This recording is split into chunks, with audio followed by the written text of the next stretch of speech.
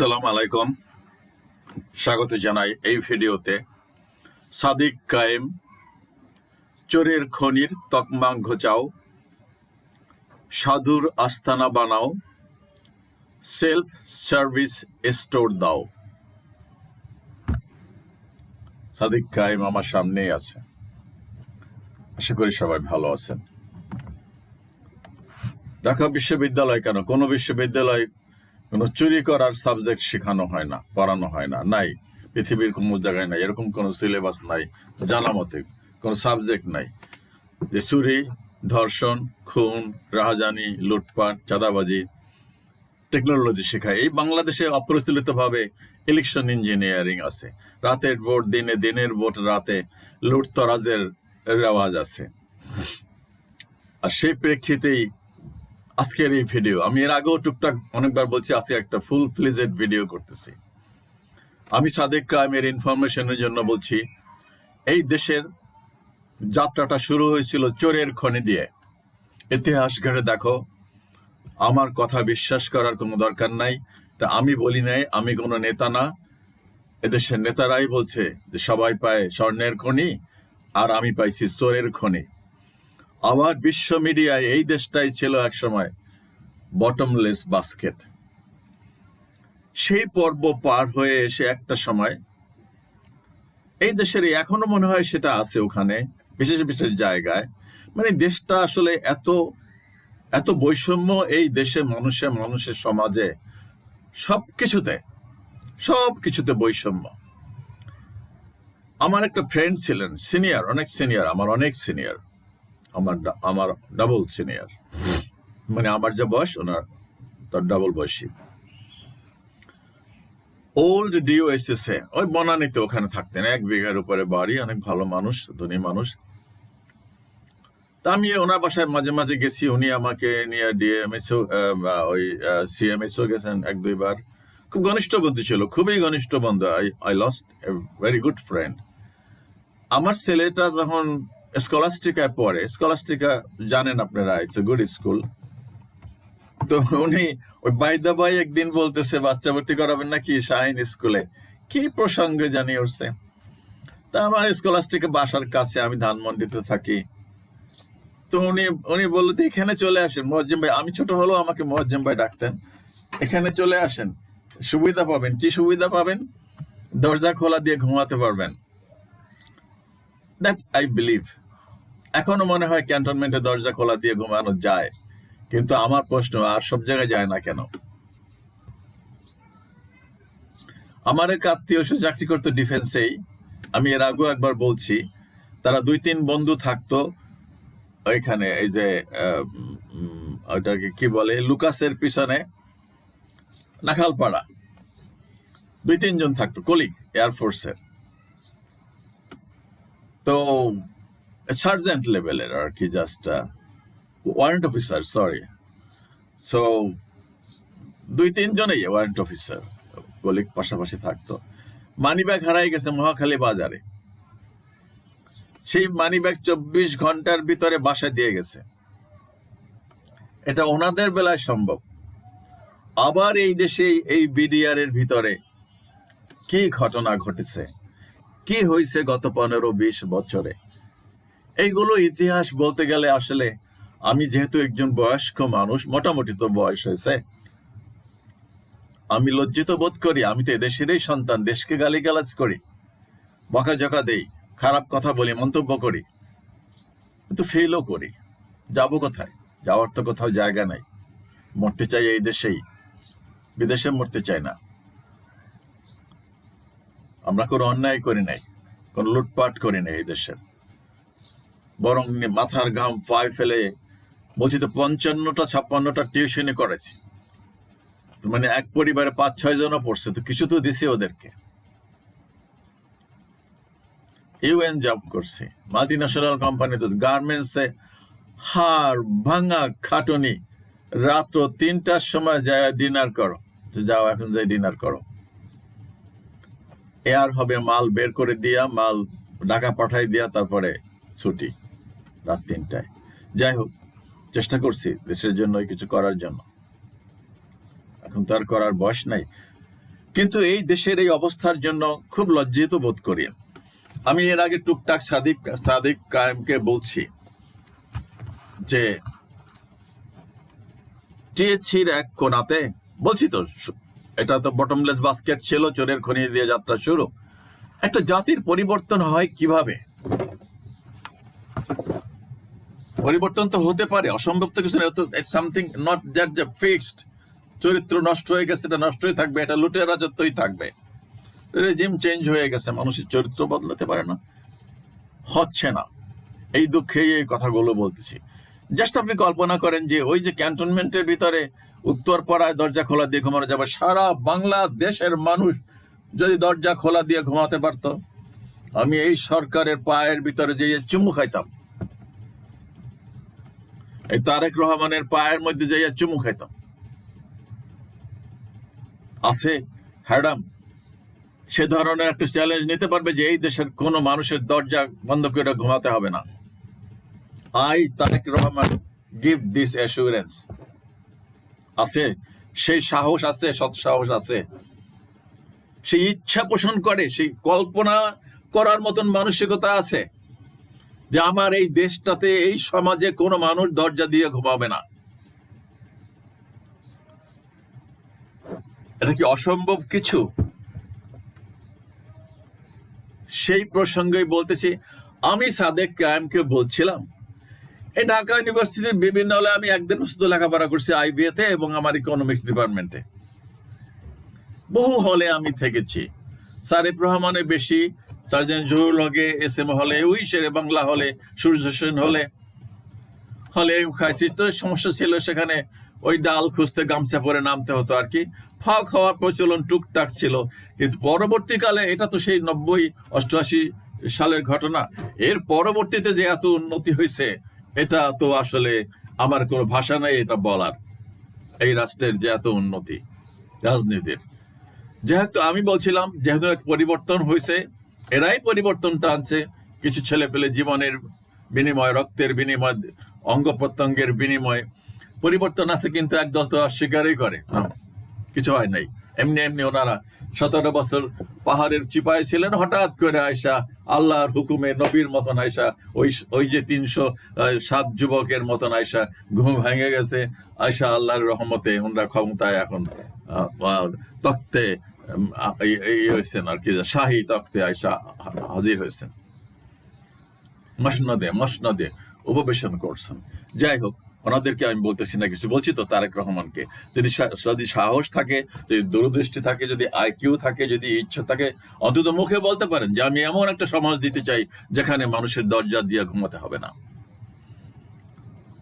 পারুক বা না পারুক, সম্ভব না অসম্ভব, দ্যাট ইজ ইররিলেভেন্ট। একটা কথা তো বলতে পারে, মানুষকে উজ্জীবিত তো করতে পারে। I have a dream. What's the bloody dream? Anyway, রাজনীতি করি না, রাজনীতিক বক্তব্য জানি না, রাজনীতির কথা বলা, আমি বলছি তো I rather hate it। কিন্তু আমি তো চাই যে দেশটার একটা গুণগত পরিবর্তন। আজকের ভিডিও করার উদ্দেশ্য সেটাই। আমি এর আগে বহুবার বলছি 10,000 টাকা দিয়ে টিএসসির এক কোনায় ছোট্ট একটু জায়গায় ছেলে মেয়েরা যে সমস্ত জিনিস কেনে, স্টেশনারি, খাতা, পেন্সিল, রুবার, যা যা লাগে, কাগজ কলম, ফ্রিকুয়েন্টলি যেটা লাগে কেনে ছেলে মেয়েরা, পয়সা দিয়ে একটা বাক্সের টাকা ফেলে দাম লেখা থাকবে, ও নিয়ে যাবে ওর প্রয়োজন মতো, ওরা হেল্প করবে। যেটা একটা মানবিক সংস্থা, একটা চরিত্র গঠনের একটা বিষয়। এতটুকু সেন্স আমার মনে হয় বিশ্ববিদ্যালয়ে পড়া ছেলে মেয়েদের আছে। শুরু করতে পারতো। আমি বলছি আমি 10,000 টাকা দেবো, যদি ওইটা হারাই যায় আবার 10,000 টাকা দেবো, ওইটাও যদি মিসইউজ হয় আবার 10,000 টাকা দেবো। সিসি ক্যামেরা ছাড়া এটা তো সোজা, যে কত টাকার মাল কিনলাম, কত টাকা বেচা কিনে হলো, আমার সেই পুঁজি আসছে কিনা 1 মাস পর দেখি। কোথা থেকে একটা যুদ্ধ শুরু হয়, কোথা থেকে একটা শুদ্ধি অভিযান শুরু হয়, কোথা থেকে একটা জাতির গঠন শুরু হয়। একটা ওই যে নেল আর্মস্ট্রং বলছিল, মানব জাতির জন্য একটা চাঁদে একটা ক্ষুদ্র পদক্ষেপ, একজনের জন্য, একজন মানুষের জন্য, কিন্তু পুরা মানব গোষ্ঠীর জন্য, পুরা মানব জাতির জন্য এটা একটা বিশাল পদক্ষেপ। সো এই বাংলাদেশের ঢাকা বিশ্ববিদ্যালয়ের টিএসসির এক কোনায় 10,000 টাকার খাতা পেন্সিল দিয়া একটা সেলফ সার্ভিস দোকান, স্টোর খোলা হলো। সেটা তো এই বাংলাদেশও ছড়া যেতে পারে একদিন, যে কোথাও কোনো লোকজন লাগবে না, এখানে সেখানে প্রত্যেকটা স্কুল, কলেজ, ইউনিভার্সিটিতে সেলফ সার্ভিসের দোকান আছে, ছেলেমেয়েরা কিনতেছে। কোনো ছেলে মেয়ে বিনা পয়সায় কোনো জিনিস নেয় না, ভুলেও নেয় না, রাস্তায় পেলেও নেয় না। তো মানুষের জাতিটা পরিবর্তন হয়ে গেল, হতে পারে না, কল্পনা করা যায় না। সাদিক কায়েম, আমি তোমাকে বলছি, বহুবার বলছি, আমি একদিন দেখা করতে গেছিলাম, আমাকে দিল না অপরাজিত, কোথায় কি ইসের ওই ওই ইউরোপীয় ইউনিয়নের বোধহয় কারা ছিল বা কিছু, যাই হোক, I don't mind for that. গেছিলাম আমি ক্যাম্পাসে, তো ভাবলাম যে একটু ডাকসুরি উপরে যাই, তো দেখি গেটের ভেতরে দারোয়ান বলতেছে যে ওখানে মিটিং চলতেছে। যাই হোক, সাদিক কায়েম, আমি কিছু তথ্য তোমাকে দিচ্ছি বাবা, তুমি খুলবা কি খুলবা না, দ্যাট ইজ তোমার লোকেরা খুলবে কি খুলবে না সেটা ভিন্ন কথা। Many countries have a strong culture of self-service shops, but some are especially known for it because of high trust, technology use, and organized retail systems. Here are a few notable examples. Japan, famous for vending machine, unmanned convenience stores, self-checkout supermarkets, and honesty-based rural shops.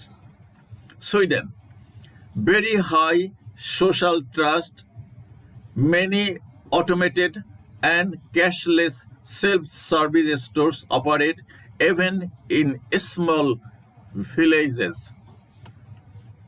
মগজ কান দিয়া শোনাও, যদি কোনোদিন এই video যায় তোমার নলেজে। Norway, rural self-service grocery cabins and unmanned fuel payment systems are common.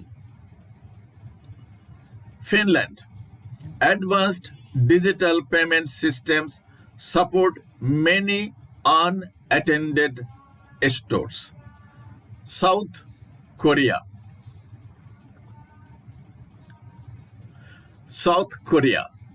rapid growth of AI-powered and 24-hour 7-day self-service convenience shops.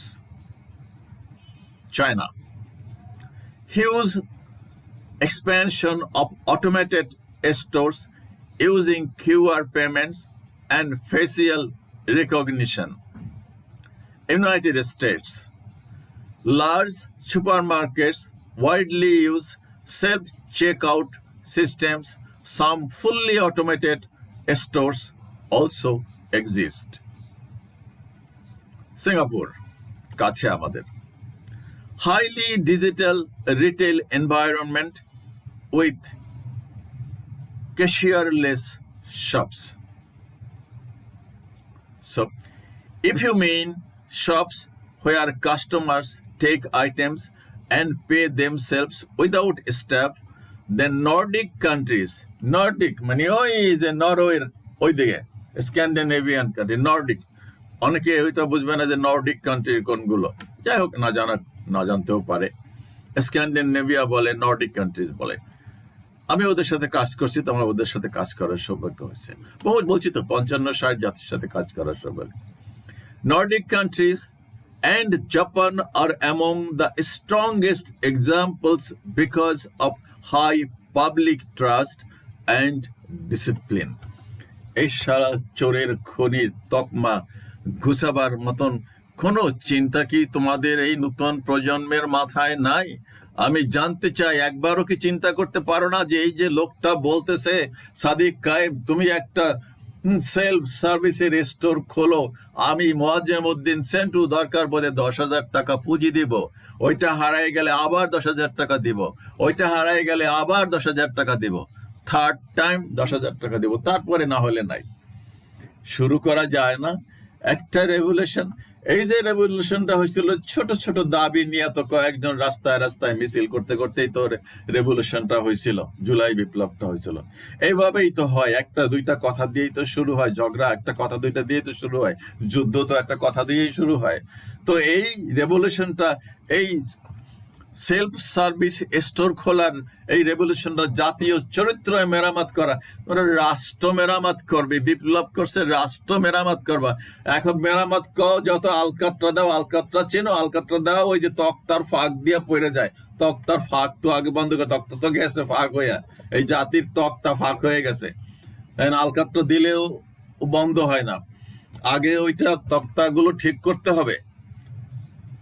চরিত্র, মানুষের চরিত্র যদি ঠিক না হয় তাহলে সেই জাতি কিভাবে টিকে থাকবে? সেই জাতি কি সামনে বাড়বে না পিছনে বাড়বে চিংড়ি মাছের মতন? ওই যে জামাতের আমির সাহেব বলতেছে আমরা কি 55 বছর আগে কি কইছে না কইছে, আর এই কতগুলো মানুষ আছে খালি এই 70 সালের চেতনা, কি বালের চেতনা ছিল, চেতনাটা কি ছিল? তো বহুবার এই প্রশ্নটা করছে। চেতনা হলো এই দেশের স্বাধীনতা সার্বভৌমত্ব বিকায় দাও, অন্যের কোলের মধ্যে উঠে নাচো। কি হয়েছে চেতনাটা দিয়া? কত দূর আগাইছে এই জাতি চেতনা দিয়া? চোরের খনি হলো কেন? বটমলেস বাস্কেট হলো কেন? এত খুনাখুনি, এত মারামারি কেন? এই বিডিআরের মতন একটা জায়গায়, সংরক্ষিত জায়গায় কি ঘটেছে? এটা চেতনার নাম? এই আকাম কুকাম যত আছে, এই দিনের বেলার ভোট হয় না, রাতের বেলায় ভোট হয়। ফল ঘোষণা করবে 6টার ভিতরে, ফল ঘোষণা করা হয় রাত্র 12টার সময়। এই হয়েছে উন্নতি। লজ্জা করতে লজ্জা করে না, এগুলো লজ্জা শরম বলতে কিছু নেই। এক শ্রেণীর মানুষ, আমি খুব কাছ থেকে দেখছি তো একবারে, সব বউ বাচ্চা আছে, সুন্দর মেয়ের বয়সী, যেখানে যাবে সেখানে গিয়ে ওই ওই ওই নিষিদ্ধ পল্লী খোঁজে সবার আগে। যারা ঘুষ খায়, 1000 কোটি টাকার মালিক, হাত কাঁপে কাঁপে, সাইন করতে পারে না, কাঁপে। আরেকজনের বলে একটু ধর তো, আমি সাইন করি। তারপরে চাকরিও ছাড়বে না, ঘুষও বন্ধ করবে না। আমি দেখেছি স্বচক্ষে, বাস্তবতা এটা। কি করবা টাকা দিয়া? টাকা দিয়া কবর দেবে? ওই যে লেপ কাতার ভিতরে বনের রাজা টাকা টোকা ঢুকায় রাখছিল, একটা শালা হয়তো খেতে পারে না 1 প্লেট কাচ্চি বিরিয়ানি। আমি তো বলছি পারে না, পারে। আমি একটা লোককে দেখতে গেছি, আমি নাম বলতেছি না, গার্মেন্টস ব্যবসায়ী, খুব বড় ব্যবসায়ী, একদম শুরুর দিকের ব্যবসায়ী, চিত হয়ে শুয়ে আছে, সিগারেট খাওয়া নিষেধ, বেনসন সিগারেটের প্যাকেট হাতে, গন্ধ সুখে, গন্ধ সুখে। নেশা এমন এক জিনিস। আরো একটা গল্প বলছি, সচক্ষে দেখছি এটাও। ওই যে শেরাটনে ব্রাজিলের অ্যাম্বাসেডর থাকতো, একটা প্রেসিডেন্সিয়াল স্যুট নিয়া, ডিলাক্স স্যুট নিয়া, যেখানে 4-5টা উপজাতি মেয়েদেরকে রাখতো। ওই লোকটার বয়স 50-60 বছর, অ্যাম্বাসেডর, কালো মতন, গাট্টু গুট্টু মতন একটা লোক। আমি গেছি, আমার বন্ধু বান্ধব বলতেছে যে মজ্জিম ভাই জানেন অমুক অমুক রুমটায়, আমি তো হোম সার্ভিসের ডিউটি করি না, এই সব থাকে আর কি। তা আমি একদিন গেছি, তো ও তো অফিসে চলে যায়, ওর অ্যাম্বাসিতে যায়, তো যাই হোক, থাকলেও কোনো সমস্যা নেই, কারণ ওখানে আমাদের জন্য যারা চাকরি করে তাদের জন্য তো রেস্ট্রিক্টেড না। ঠিক ঠিকই গেছি হোম সার্ভিসের ওদের ছেলেপেলেদের সাথে, যাই দেখি যে এরকম টিনেজার 4-5টা মেয়ে, যারা দেখে বোঝা যায় এগুলো উপজাতি, সাঁওতাল মাওতাল, ওই চাকমা মাকমা, এগুলো আর কি। তো ওগুলো কিছু না করতে পারলে ও তো দেখাশোনা তো করতে পারে আর কি। যে ওই জন্য বলছি, চরিত্র যদি একবার নষ্ট হয়ে যায় তো সেটা ভালো করা যায় না, খুব রেয়ার এটা, বাট সম্ভব, ইট ইজ পসিবল। আমি আপনাদেরকে বলতেছি, it is a challenge. I don't want to do this, I hate this bloody thing. আমি আর কোনোদিনও এই সাহচর্য, এই সংঘর্ষে, এই ঘুষ, এই দুর্নীতি, এই অসভ্যতা, এই বর্বরতা, আমি যাব না এগুলোতে। আমি তওবা করছি আল্লাহর নামে, আল্লাহর কাছে মাপ চাই। Yes, it is possible, not that এটা ইম্পসিবল। আর এই যে বললাম একটা সেলফ সার্ভিসের স্টোর খোলো, ইটস পসিবল। বহু দেশের উদাহরণ দিলাম, কিছু করা যায়, বাট ইচ্ছা থাকতে হবে। ইচ্ছা না থাকলে কিচ্ছু হবে না, বলছি তো। যদি এই ঢাকা বিশ্ববিদ্যালয় যদি এটা সাকসেসফুল হতো, শুরুটা যদি করা হতো, ঢাকা শহরের সমস্ত স্কুল কলেজে, ছোট ছোট স্কুলে, কিন্ডারগার্টেন স্কুলে বাচ্চারা আরো বেশি বেশি কিন্তু টিফিন মিফিন বিস্কিট মিস্কিট এই সেই, ওরা কেনাকাটা করতে তো পছন্দ করে। দেখবেন বাচ্চারা ভিক্ষুককে টাকা দিবেন, ওই দিতে চায় সবার আগে, ওদের হাতেই দেওয়ানো উচিত। ওরা কিনতে যাবো, কত আগ্রহ, স্টোরের ভিতরে গিয়ে লাফালাফি করে দেখি আমি তো, সে মধ্যে ঝুড়ির ভিতরে ওইটা বসে থাকে। বাচ্চাদের তো কিউরিয়াসিটি খুবই স্বাভাবিক, ওরা আরো পয়সা দিয়া কিনবে, আম্মু আমি কিনবো, আমাকে টাকা দাও আমি কিনবো, আমি বিস্কিট কিনবো, আমি পেন্সিল কিনবো, আমি রাবার কিনবো, আমি খাতা কিনবো, আমি পেন্সিল কিনবো। শেখা উচিত, কেনাকাটা তো শেখা উচিত। আমার জীবনে আমি বাজার করার হাতে খড়ি দিয়েছি ক্লাস 6-7-এ, তার আগেও টুকটাক করছি বাড়িতে, বাট ফুল ফ্লেজেড। বাজার করা একটা আর্ট, একটা শখ, একটা টেকনিক, এটা একটা মানে এটা একটা কাজ আর কি, ভালো একটা কাজ। বাজার করা, 10টা দোকান ঘুরে দেখা, ভালো একটা জিনিস কেনা, বার্গেনিং করা, বুঝে শুনে নেওয়া আর কি। যাই হোক, মানুষকে ঠকানোর কথা বলছি না, এখন বরং ঠকতে চাই উল্টা, ভাই কম দেন তো 10 গ্রাম, এত মিলান লাগবে না, সমস্যা নাই আপনার। ওই খুচরা হয় না, 5 টাকা কম দেন, অসুবিধা নাই, 5 টাকা বেশি রাখেন, সমস্যা নাই। ঠকতে চাই, ঠকলেই এখন খুশি। যাই হোক, আমি সাদেককে আমাকে আবারও বলতেছি, সো থিঙ্ক অ্যাগেন। একটা সেলফ সার্ভিসের স্টোর খোলো বাবা, টিএসসিতে হোক বা ডাকসু ভবনের নিচে হোক, কিংবা মধুর ক্যান্টিনে হোক, বা যেখানে হোক, খোলা মাঠে, ওখানে তো অনেক দোকানদাররা বসে, একটা দোকান দিয়ে দাও ওখানে।